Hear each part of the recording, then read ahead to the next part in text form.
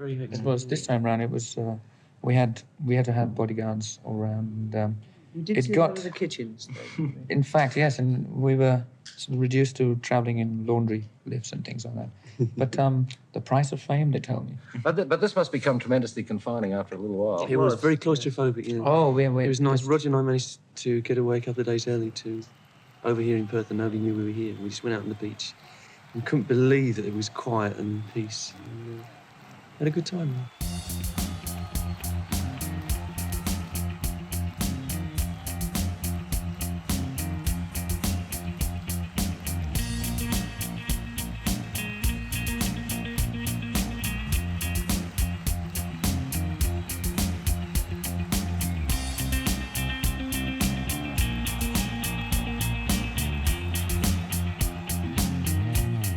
I've seen a lot. I've read of the rest. Freddie at Live Aid and Queen in general at Live Aid is probably the best domination of an audience I've ever seen. I was one of the broadcasters of that event. And Queen come on, and you hear the audience going completely nuts. You know what it's like when you're in a theater or any type of crowd and you suddenly get the feeling that everyone is thinking the same thing. Everyone was looking around saying, well, they've done it, haven't they? You know, it was extraordinary.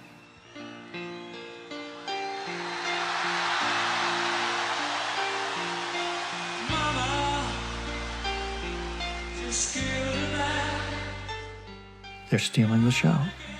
All the artists backstage, who had, of course, their own egos, their own sense of pride, they're stealing the show. And they were.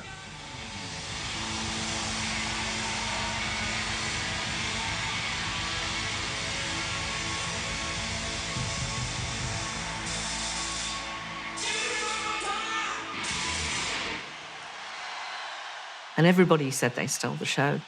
They were so amazing. And Live Aid, the last performance Freddie made, watch it, see it. You see that I'm right, Bubbler. They were the greatest. Queen at Live Aid in 1985 is celebrated as the greatest live performance by a musical act ever. Despite their divided critics, Queen were and still remain one of the most popular and recognizable rock bands of all time. Over 3 decades and 300 million album sales later, we look back on the unlikely combination of one eccentric art student and 3 academics coming together to reshape popular music. It was their energy and power that upheld their reign, and the charisma and passion of frontman Freddie Mercury that transformed them from small-town fame to global icons. This is the story of Queen, and how they broke free.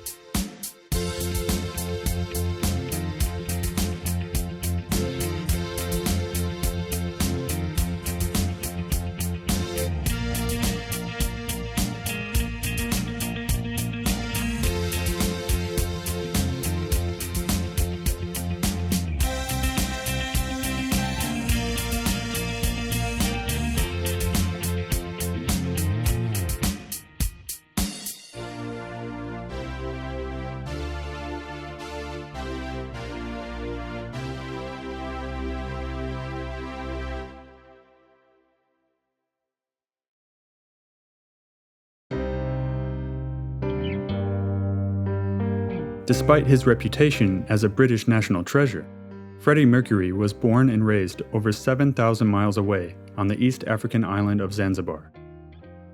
He was born on September 5, 1946, the firstborn son to parents Bami and Jur Balsara.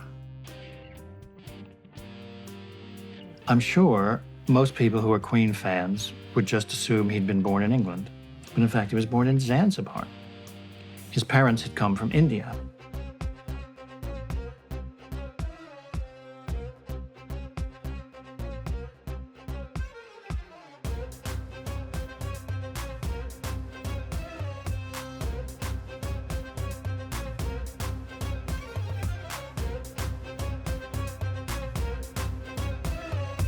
Mercury's family left the island in 1964 when it gained independence and moved to Feltham, Middlesex.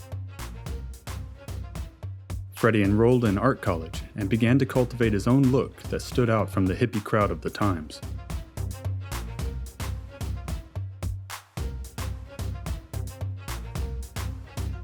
Freddie developed a reputation for his charisma and flamboyance throughout college. By the time he moved to London in the late 60s, he had set up a second-hand clothes stall in Kensington Market. It was here he met Brian.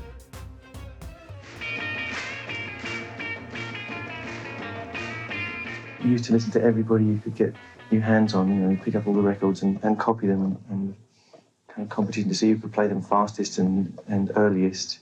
We're listening to rhythm and blues records, so it was very cool to say, oh yeah, well, of course I don't really like the modern beat music. I like Chuck Berry and I like Bo Diddley and everything, but secretly everyone was going home and studying their Hank Marvin licks, Brian Harold May was born on July 19, 1947, to parents Harold and Ruth. Growing up in Feltham, Middlesex, he took great interest in his father's work as an electronics engineer and the potential to combine it with his own love for music. And he learned ukulele, and then his dad helped him construct this famous guitar. When Brian met Freddie, he was in a band called Smile, with fellow students Roger Taylor and Tim Steffel. He was studying science, got steered into astronomy, and became a serious astronomer. So the earlier band, which had not included Freddie or John, was a band called Smile. And if you see pictures of Brian and Roger, it's pretty much still, hippie time. It is very interesting that Freddie pursued the group. He thought he belonged in this group. And he made himself immediately known when Tim Steffel dropped out.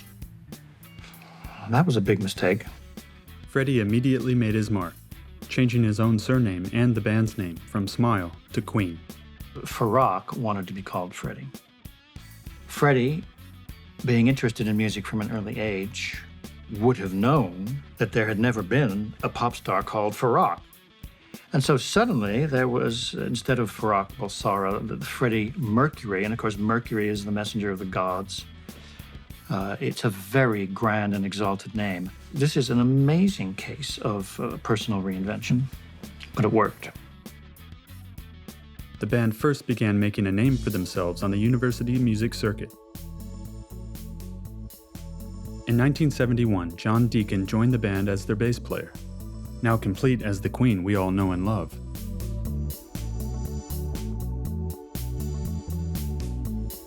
You can see it's this microscopic stage and Freddie is performing like he's already in a stadium.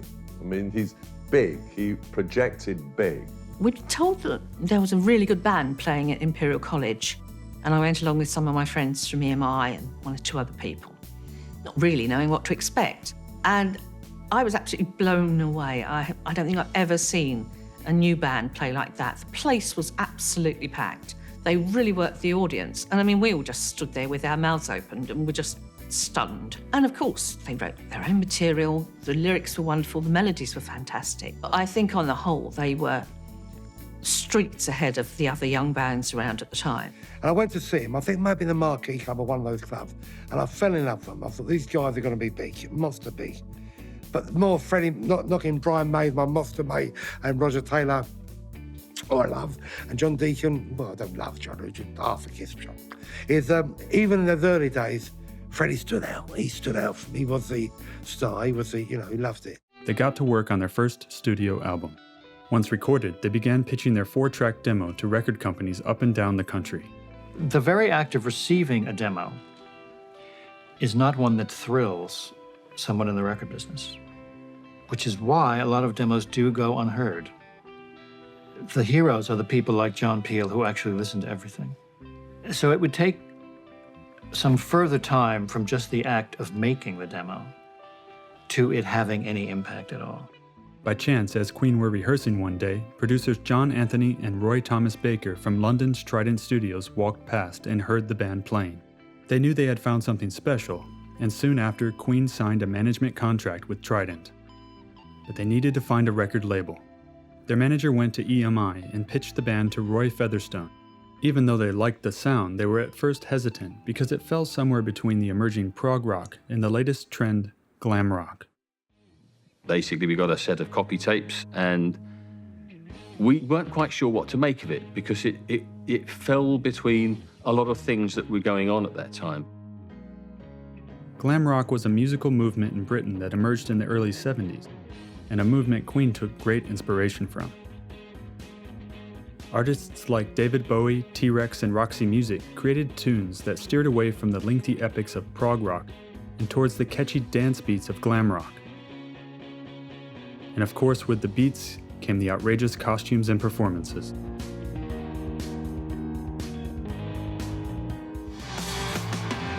Now Ziggy play guitar, jamming good with weird and spiders from Mars. When he played it left hand, but he made it too far, became the special man. Then we would Ziggy's band. People started to get interested because he looked so strange, different. Ziggy was essentially like a brilliant collage of a lot of different elements. There was a bit of Lindsay Kemp mime stuff, there was a little Warhol, there was some kabuki, and there was a whole lot of David Bowie.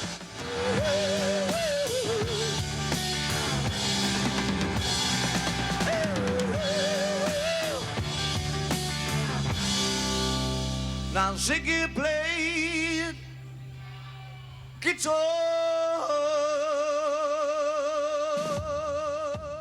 Freddie, of course, was the flavour of the time because he was Mr. Androgyny.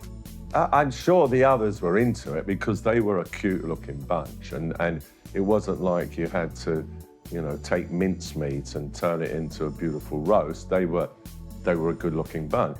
But I think just like the name, I think I always got the impression that Freddie was the driving force, that if he wanted visually, I don't say that's true of the recording, where clearly Brian was a very important component in the sound, but certainly in the visual thing, he was the one who in the end they would defer to. If he felt strongly enough about it, he could get them to go along with it.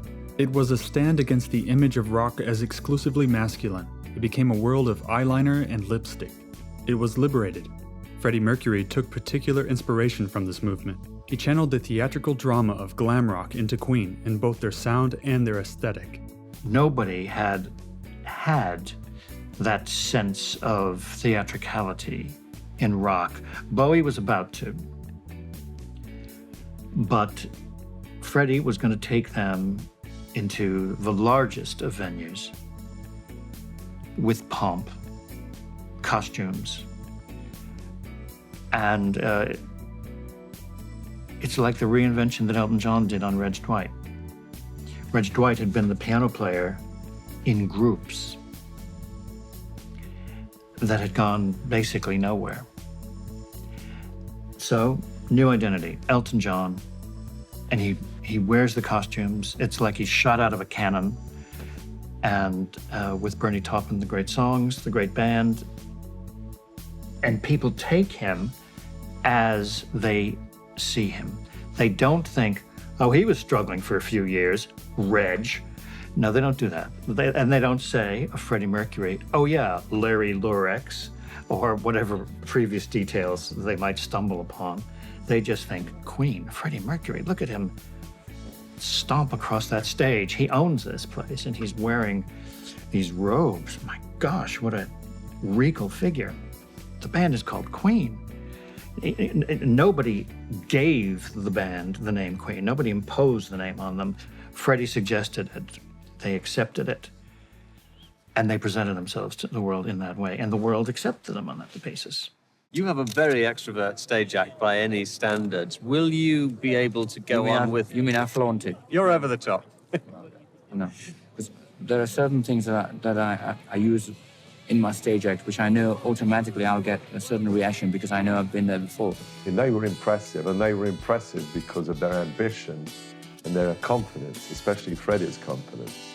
The response to Queen's early work was promising, but the press weren't so sure what to make of them, especially Freddie, who was undoubtedly the center of attention.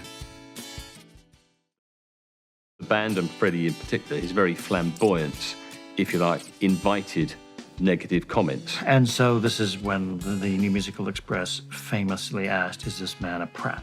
When he'd said that his job was to bring ballet to the masses. Some people were incredibly rude about them. At one point, I believe there was actually a blacklist of journalists they wouldn't speak to because some people, for no apparent reason, just took against them. Somebody had obviously listened to the records. I would say, well, look at the state of this lot, and they're pretentious, and this, that, and the other. And I remember the others three being a little bit concerned about it, and Freddie saying, of course we're pretentious. I mean, we don't give a damn. We're fabulous. Freddie Mercury was showbiz bubbler. He should have been in pantomime, really, you know, as one of the ugly sisters, or, you know. And boy, you was ugly, Freddie. I loved you, but you were ugly. He did not have a classic pin-up look. His teeth and everything, but he wasn't really, he weren't no Brad Pitt bubbler. I tell you what's interesting with Freddie was his overbite. You know, because he had that overbite. If you look in all my pictures of him, you'll see his lips are closed because he was very self-conscious about the overbite, and we made sure that before I took the shot, his lips were closed.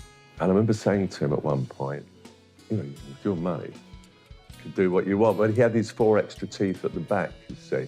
But he didn't want to, so why didn't you have them taken out? And he said, well, no. He said, because I think that'll affect my palate and my range. So whether it would have or it wouldn't have, I haven't got a clue. But that was what he believed, that it would have affected his voice. And of course, he did have the most extraordinary vocal range. So maybe he was right. I think Freddie always really wanted to give a show. I think in some ways, a lot of his life was a show. I think it's the old word charisma. You know, I'm a peacock, he would say. He wanted attention, that's for sure. He always stood out. He had that magic, that sparkle.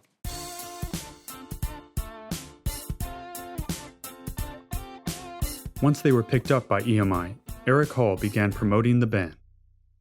He said, well, Eric, you really feel that strong about the band, then you must promote them until they happen. But you personally have to go around radio 1, 2, 3, and 4, and 87, or whatever it was, Capital, Schmapital, you have to promote it.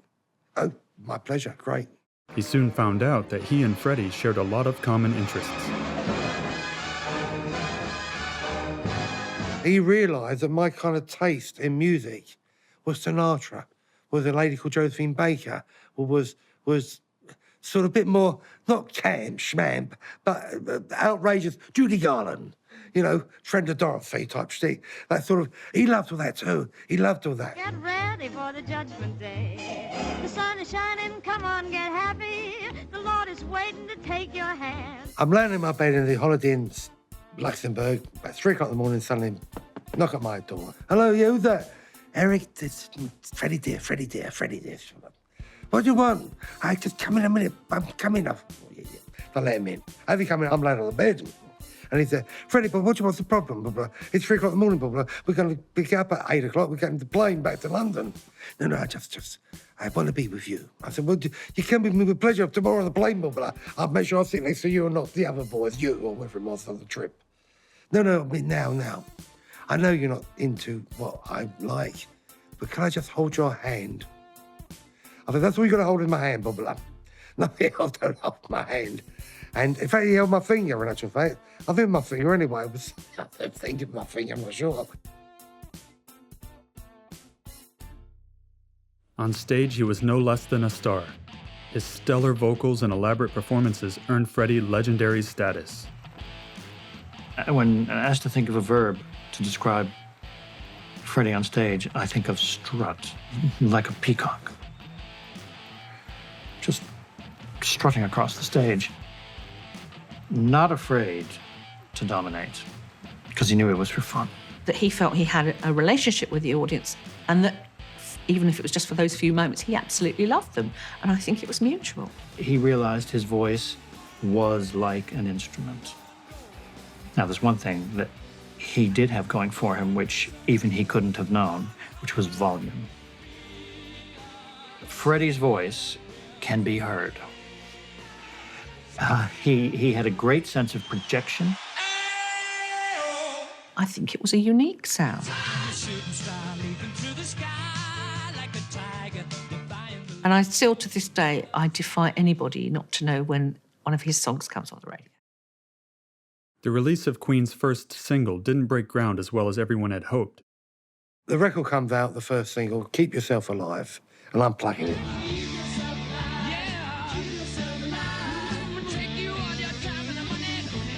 Got a few plays, not monster, quite a few plays, but not many. Not enough to even get it into the breakers in the chart.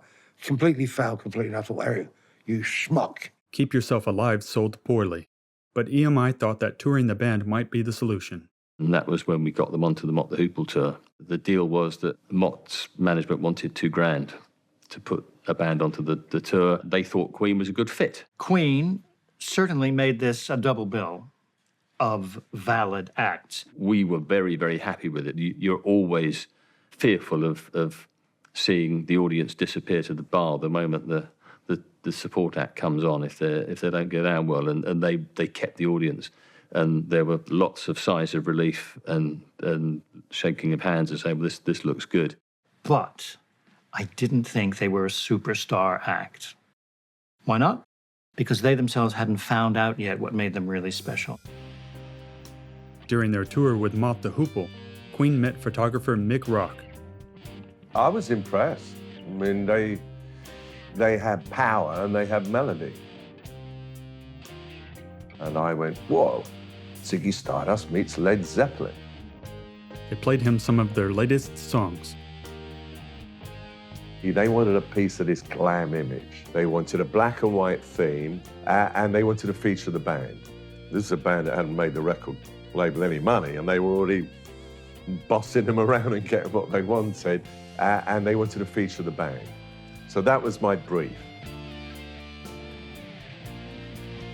Afterwards, I sat with Freddie, and I showed him this picture of Marlene the Dietrich and suggested that that should be the approach for the black shot of the band. And he loved it. I mean, whether it was the shot or whether it was the fact that it was Marlene and Dietrich, I shall be Marlene, you know. I mean, he immediately responded.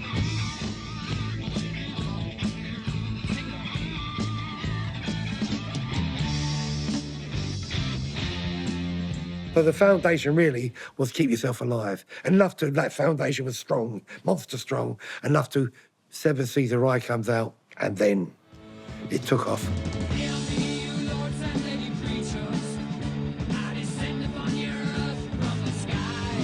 When we got to Queen 2, this was stuff that they'd written since things had started to happen for them. And I think they were full of all that very early enthusiasm. They had so many ideas, I think they could probably have done 10 times the tracks they did. And I think that really comes over. It's the energy, it's the variety of influences. I just think that, in my opinion, it's one of their best albums. Their first taste of international success came with their third album, Sheer Heart Attack.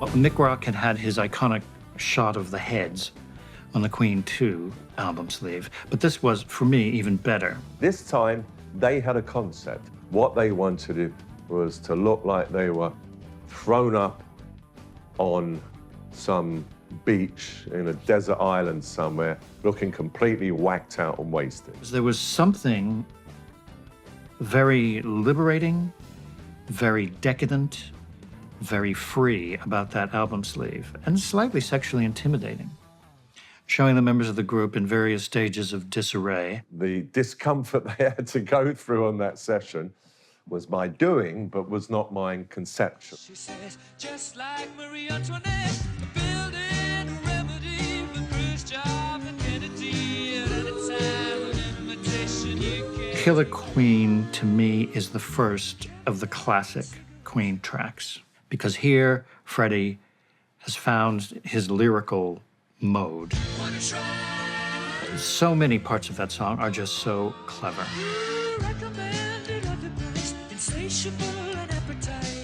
Then at the appropriate moments, there's the contrast with Brian's ferocious guitar. This is it. They've also incorporated the high harmonies of Roger. And this was the song that broke them in America.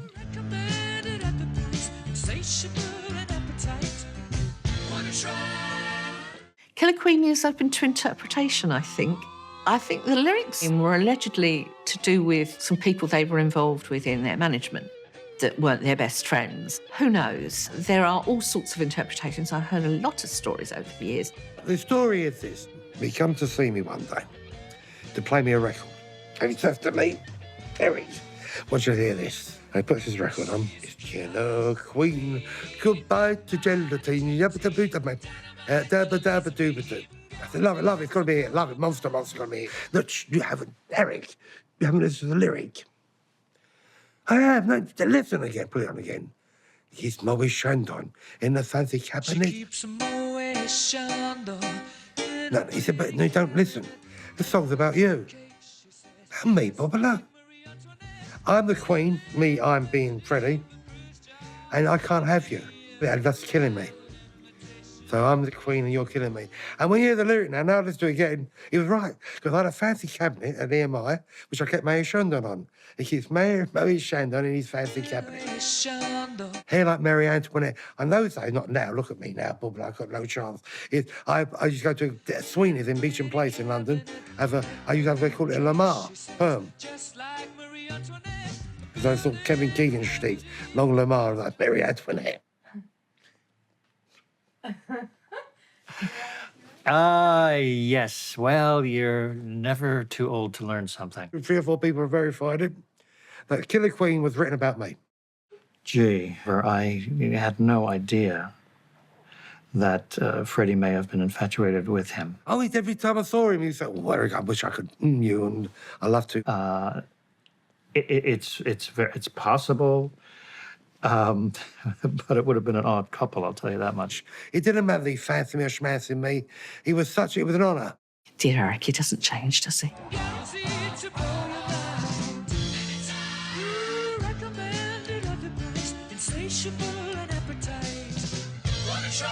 I attended the playback of the Night at the Opera album. There we were, and we listened to this album, nice album, and then suddenly this 6-minute, what to call it, comes on. Is this the real life?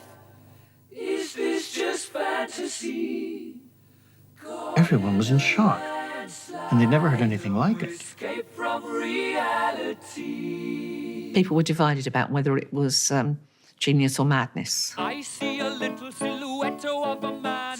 When John Reed and EMI first heard Bohemian Rhapsody, they were incredibly concerned. I'm told that John Reed didn't want Bohemian Rhapsody to be as long as it was. But in those days, the BBC and various other people wouldn't play anything longer than about 3 minutes. We had lengthy discussions within EMI about what on earth do they think they're doing? It's so long, it's 3 records in one. And of course, it turned out to be a work of genius. Still don't understand it. Mama just killed a man, put a gun against his head, pull the trigger. Now I said, I'm listening to it. I said, lovely, love, pull the trigger, very sad. Got a hoosh, got a schmoosh, got a koosh. No way. I said to Freddie, I love it. Not going to get it played because they've got no chance. It's like 9-10 minutes long originally. No way. I was the idiot who said, why don't we ask them to do an edit? And the response was a couple of words. And of course, the rest is history. The band, and especially Freddie, were determined things be done their own way. He was an artist with a vision that he needed to achieve. The person who thought it would be a hit was Kenny Everett, who was working on Capital Radio at the time. And it is true that he played it many times. Bohemian Rhapsody was an international sensation. It changed music and music videos forever. At that time, we were making promo clips on a regular basis. They would just be lip-synced, miming to a track. And that was really what the music video business consisted of. With Bohemian Rhapsody, Queen quite independently decided that they wanted to do something that would be mold-breaking. It was a highly practical maneuver because clearly they weren't going to be able to go on top of the pops and do it according to the BBC rules.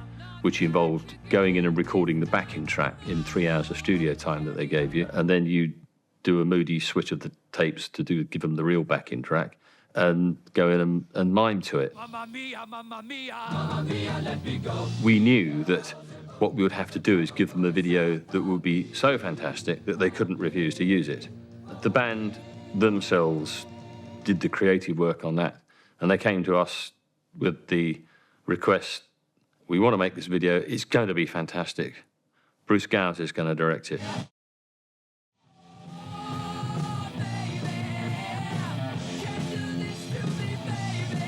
No, we're not doing Mike Mansfield, my dear.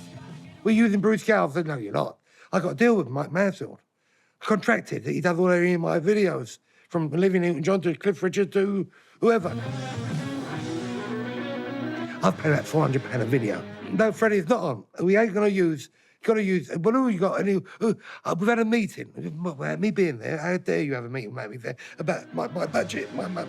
He said, anyway, we've had a meeting and we're going to use Bruce Gowers, and it's going to cost about 4 or 5 maybe at the most. Well, okay, it's a similar price to Mike Mansfield, 400 or 500, but I still don't want to use him. No, 4 or 5,000. I said 4 or 5,000. Are you mad? We can make God with the Wind too for 4 or 5,000 in those days.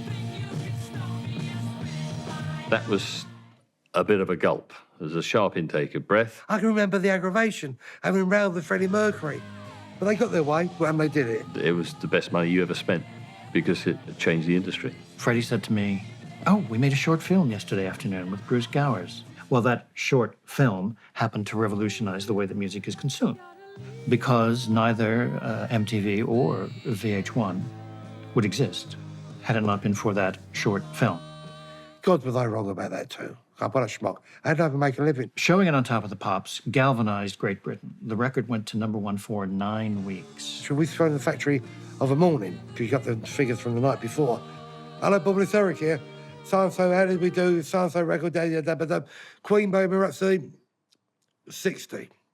Oh, I knew it. My biggest fear has come true. The kids now are not buying it anymore because it's too long. 60. I knew it. 60, I can't be sure. Eric, 60,000. 60,000. All the records I've promoted. From Silverback to Sex Pistols to Schmiftels and Elton John, all those. I've never had a record sell that much. It was then 60,000, 80,000. I think the biggest daily figure. I mean, you do 80,000 now, you'd be #1 for 12 weeks. In those days, it was just... And I think the biggest daily figure we had on Queen probably went to about one day, 130,000. What he did, of course, was make Night at the Opera a huge album that enabled them really to smash through the ceiling. And I think they set a precedent that was quickly followed by a lot of other artists. Many artists learned the lesson and thought, gee, if we could do something like that.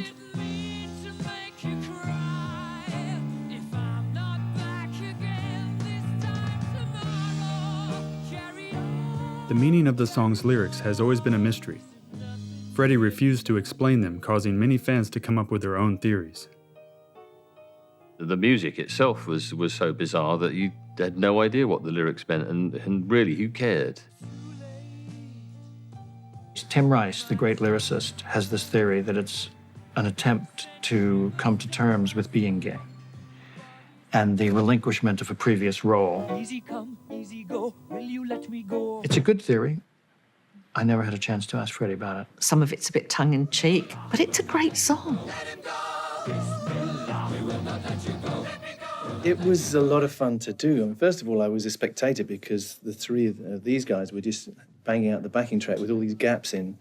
And we're wondering how it's going to take shape. But it was all in Freddie's mind. I mean, more than anything else, I think, in the Queen repertoire, it was Freddie's brainchild. Yeah. And, yeah, we contribute. But basically, he knew exactly what he wanted in there. But if it weren't for Brian throwing in his memorable solo, which is as if he'd been pent up for 3 minutes, and finally they said, okay, your turn. The whole record wouldn't have quite the impact it did. My abiding memory is over and over and over doing the harmonies, which we did. We would always sing each line in unison, double it, triple it, bounce it, sing the next line. It was all very, kind of like a sausage machine after a while. I thought then, and I think now, that it's a masterpiece. It's an extraordinary work in any age, in any medium, however you want to compare it. It's, in its way, incomparable. Do you feel that Night at the Opera is perhaps you've reached a climax at a certain stage in your career? Because I believe it's definitely the best that you've ever done. Thanks. I think it's possibly the peak so far because it's the most successful. But I mean, we hope we're going to get better. We have definitely. It is going to be difficult, especially with Bohemian Rhapsody being as large. Well, a kid wrote me a letter about that and said, I study demonology and satanic things. Why do they use Beelzebub? And I suppose that's a legitimate question.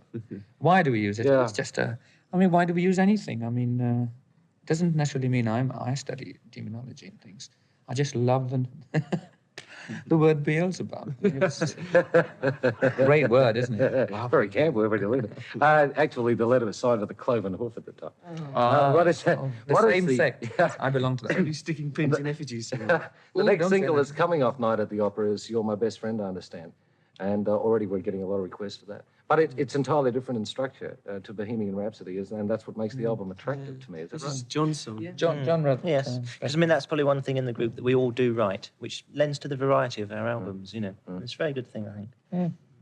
There have been several songs on your albums that have been involved with death and all this sort of stuff. Is that just an accidental thing, or? That's Freddie's morbid mind, then. One of my docile moods, actually.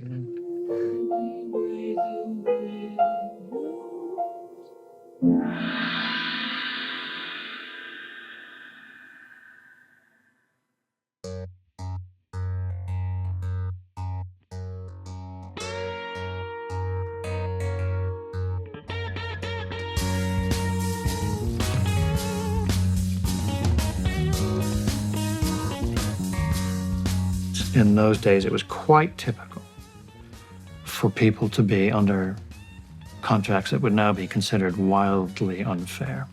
They were, but you know, the truth is none of them had much money at that point. Queen didn't have much money either. I mean, that money came later. And with rock and roll royalties, it takes a while, even if you have a hit record, for the money to actually get in the system to come your way. So it wasn't, none of them really had much more than I did at that stage. Different world now. I mean, I do pretty well myself nowadays, but God only knows Queen's. That's like a money-making machine of the first order, and God bless them. Because they simply did not have much money. They all lived in relatively small flats, and they probably did struggle for quite a long time, certainly a lot longer than people thought. And my favorite quote as to how they noticed they were being shortchanged was when Roger noticed that one of the managers was getting a new Rolls Royce. And the band was struggling to make ends meet. I thought, wait a minute, there's something not quite right here. I guess they weren't looking too closely at the fine print or thinking through, well, where would this lead once it's signed through a record company. They would just sign a piece of paper, put it in front of them because they thought, great, I get to make a record. They don't think about, yeah, and I'm going to tour the world and not make any money out of it and get exhausted. Wait a minute. That's not in the original plan. It left them with a very bitter taste. Queen come along as a self-contained band who musically, great drummer, world-class drummer, great guitarist, great bass guitarist, lead guitarist, and a great singer, which he had. He sang from here, he's hard. I mean, they were impressive, and they were impressive because of their ambition and their confidence, especially Freddie's confidence. Queen went back to the studio in 1976 and recorded one of their most famous albums, News of the World. Their strike rate was not 100%. And they were capable of doing records that were just okay. And indeed, the album after A Night at the Opera is very much derivative. First of all, it's called The Day at the Races, which is another Marx Brothers film title. But also Somebody to Love, the big single, is also clearly Son of Bohemian Rhapsody.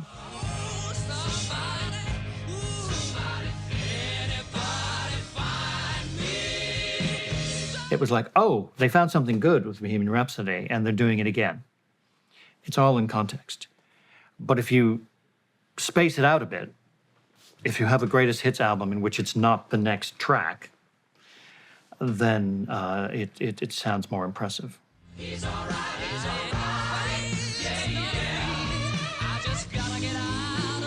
But at the time, it didn't sound as impressive as it does now.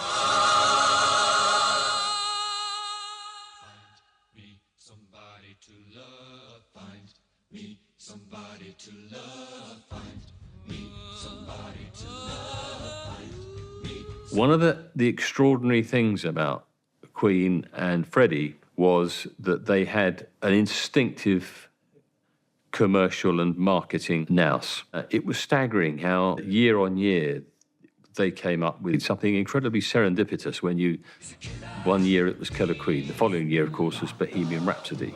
Then it was We Are the Champions. I'll never forget when I first heard it because I was driving in Vermont and they played We Will Rock You. We're going into We Are the Champions, as it was heard at the beginning of News of the World.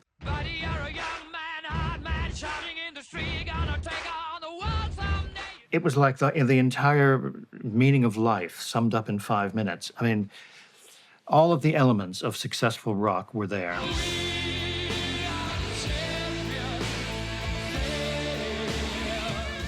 Brian gave his bit, Freddie gave his bit.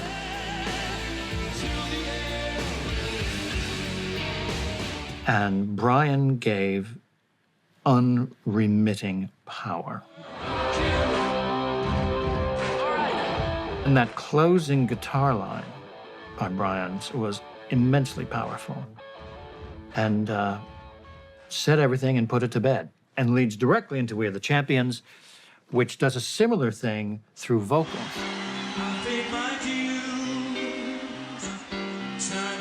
With a lyric, with harmonies, the ambitious, confident statement, we are the champions.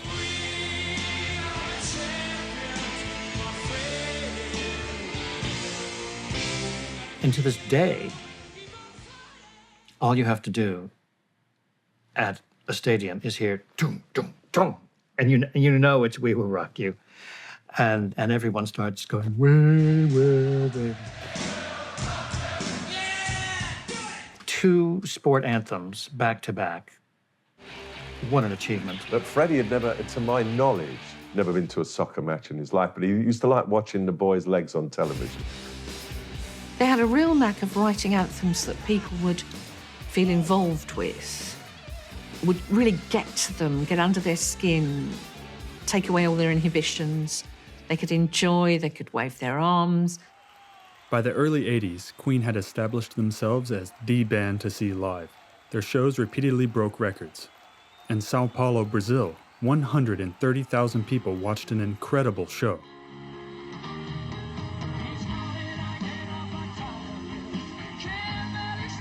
I don't think I ever met anybody who came out of a Queen concert disappointed.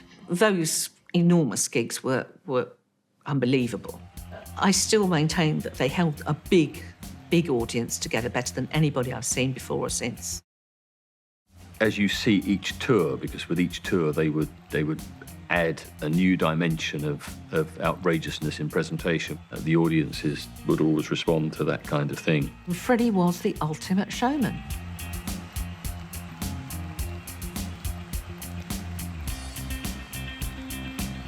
He would walk out on stage and he could control the audience immediately.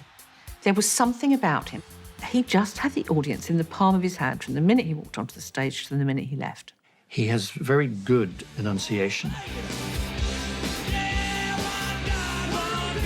So everyone can understand what he is saying, and you can hear it a long way away.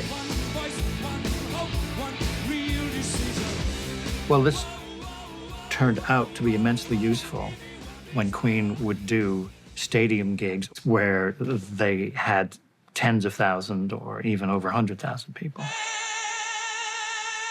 When you have this charisma and you have a crowd of 72,000 people and they're all doing what you want them to do, when he asks them to repeat after him. And they all go. Oh, oh.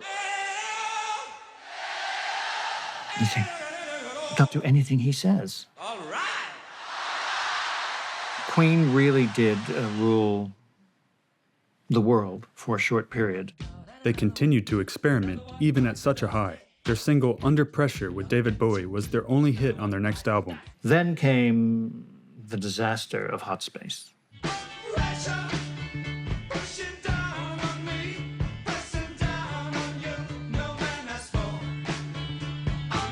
Under Pressure was the great one-off with David Bowie.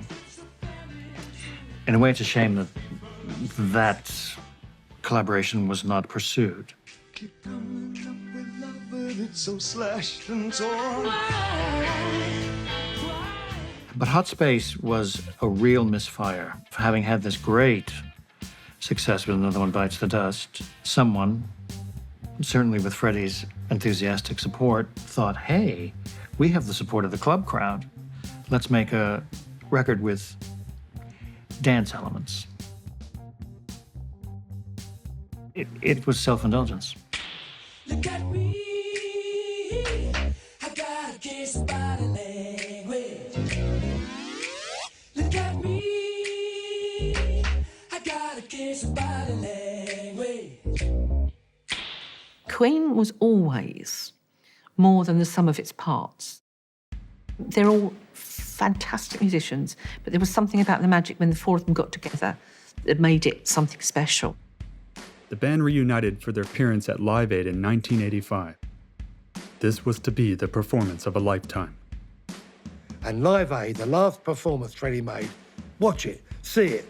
You see that I'm right, Bobbler. They were the greatest.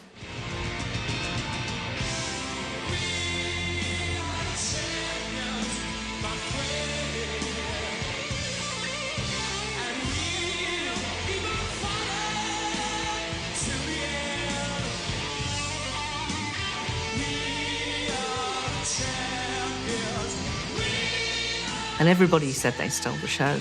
They were so amazing.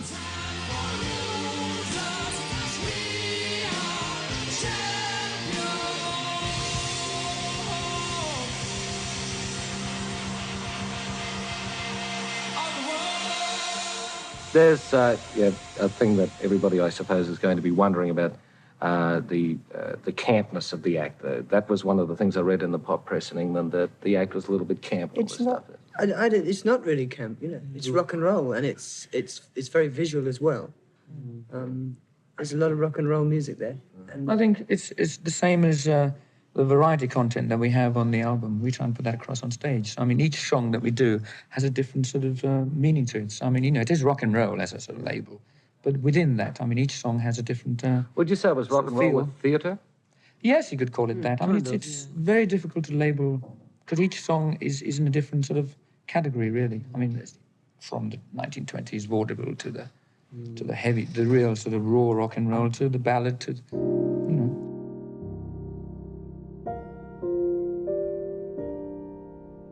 It was very much Live Aid that pulled the whole project back together after a difficult couple of albums. Immediately, their greatest hits soared up the chart. Whereas they had had difficulties beforehand as a group. Did they have a future as a group anymore? Was Freddie going to go solo? Now, the question was completely changed and was, how do we capitalize on this? I think they realised what they were missing. They'd almost forgotten how wonderful it was to be together and to hold an audience in the palm of their hands and to make people laugh and cry and all the other things you do at a concert. And I think after that, it breathed new life into the band and gave them a few more years of being at the top of the world. Queen released 3 more albums between 1988 and 1991. They all went straight to #1 in the UK charts. Their reign seemed eternal, but it was about to come to a sudden halt. It's just a key moment in my life with Freddie and as a gay person. in Heaven, the nightclub, in early 1983. I had returned from the United States, and I said, have you adjusted your behavior in light of the new disease? Because it had no name then. And he said, with one of his flourishes, he said, darling, my attitude is, fuck it. I'm doing everything with everybody. And I had that sinking feeling. There literally is a sinking feeling. I've had it twice in my life, and that was once. And I just felt at that moment, we're going to lose Fred.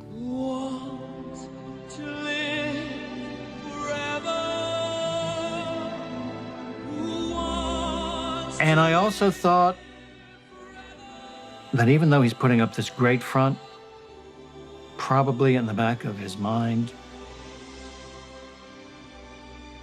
he thinks it's too late.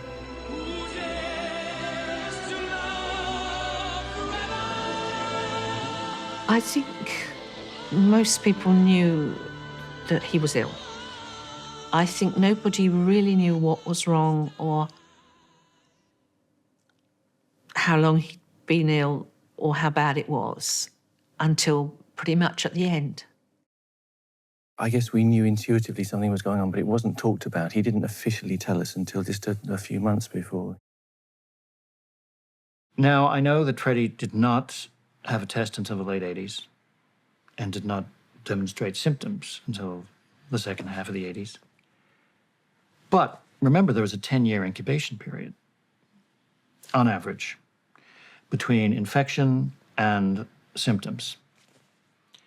So if you were to say Freddie starts showing symptoms late 80s, if he were an average case, no guarantee that he was, but if he were an average case, he would have been infected late 70s, which makes sense with his lifestyle enthusiasms as he'd conveyed them to me. You look at that, those were the days of our lives. They put out that video, and there he is, and you go, that's not Freddie. We were sort of trying to support him through it. And I mean, he was incredibly brave at that time. By that time, he was being pursued everywhere by paparazzi, and you know the tabloids were speculating on a weekly basis. You know, every time he was seen in public. The strange thing is, I hadn't spoken to Freddie for about a year or so, but then the reports were coming through. He's got AIDS and he's dying and whatever, and he's in bed. So I was going to go and see him. I put it off, and I was too late. Because by the time the week or so was going to come, he was dead. Freddie Mercury released a statement on November 23rd, confirming the world's deepest fears. I wish to confirm that I have been tested HIV positive and have AIDS. I felt it correct to keep this information private to date to protect the privacy of those around me.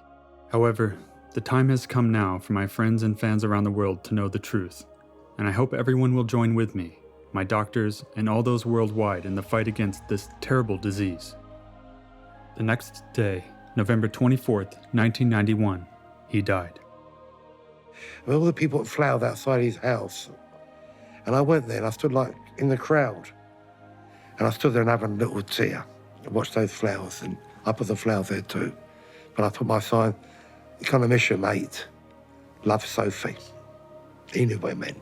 It was just unbelievably sad, and everybody just simply felt that it was the most colossal waste, because he could still be around and he could still be making great music like so many people are, and he was taken an awfully lot too early. When Freddie died, it was just incredible. I think it brought home to us how big and how loved he was around the world, because from every country in the world came these tributes. When Freddie died, that was the end of Queen. It's the end of a chapter, really, isn't it? You know? We feel that the last time Queen performed was in '86 at Nebworth, and that is the last Queen show as such. I think that stops with the exit of Freddie, or the transit of Freddie to another place. He may have passed, but he never gave up the crown, and Freddie's legacy still carries Queen's success to this day. In 2001, they were inducted into the Rock and Roll Hall of Fame, and their song, We Are the Champions, was voted the greatest rock and roll song of all time. In 2002, a musical based on the Queen songbook was launched, We Will Rock You, that has seen critical and commercial success across the globe. Their album sales continue to soar to this day, well over 300 million. Do just about anything. He could do the sweetest. He could do deep, powerful. He could rock and roll it.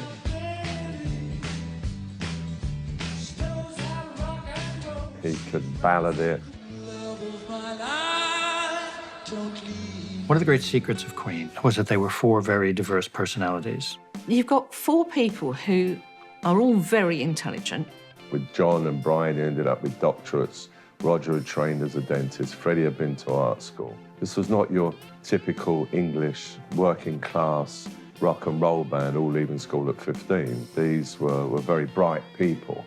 It was very exciting and thrilling for Queen that Freddie Mercury and Brian May were so different. Freddie had an amazing voice, an incredible depth, a real richness of voice.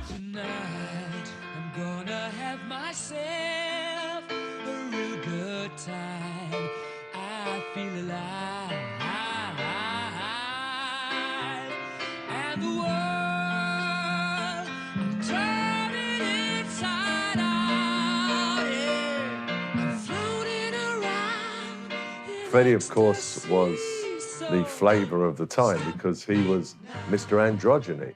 Brian is about as straight a guy as you can imagine. And Brian was more cerebral, but looked terrific, and he's still got that incredible mop of hair. He was obviously, and still is, an amazing guitarist. He loves his music. He played since he was very young. He built his own guitar. He knew exactly what was making the noises and how to get the best out of them. Well, Roger was, in a way, the most obvious rock star material. I mean, the girls loved him, this cute little blonde fellow. But he had not only great drumming, not only could he write a hit song, but the voice. What? Galileo, Galileo. Roger had an extraordinary voice, and I believe a very unusual range, which enabled him to do falsettos and then come back down straight away to singing with the others. Roger always contributed towards the vocal harmonies. He wrote a couple of their big hits as well. John very quietly added his little bit. John was always sort of in the background, but he and Roger were quite often referred to as the powerhouse. John Deacon was much quieter. It's amazing to think that John was 19 when he joined the group. He was not arrogant, he was just very good. We, as a record company, had very little creative control or indeed input. It was really unnecessary. I mean, had we presumed to go along and say, "Oh, not sure about that chap," I know exactly what would have been said. However it was going to be done, it was going to be done their way. Didn't matter that they were hardly known, didn't matter that it hadn't made anybody any money. I just think there's a lot of people like me in those days saw them, heard them, and knew they're going to be great, and they were great. We get some ideas, but it's very difficult to actually write and sort of, write songs and get them constructed. It's ideas, yes, but to actually write on the road. I know a lot of people can do that, write on the road while they're touring, but I don't think we have. We don't yet. We don't bang them together. It takes a while. Hotel rooms, we do sort of gather influences and lots of experiences on the road. They're very useful when you come to write them after being on the road. We take touring very seriously, really. You get completely consumed by the actual business of playing in theatres, because that's really most of what it's about to us, So you tend not to get involved in writing songs so much as thinking about getting across to the audience that you're playing to. They went from nothing to something because they believed in themselves and their sound. They'll be revered forever as one of the greatest bands of all time.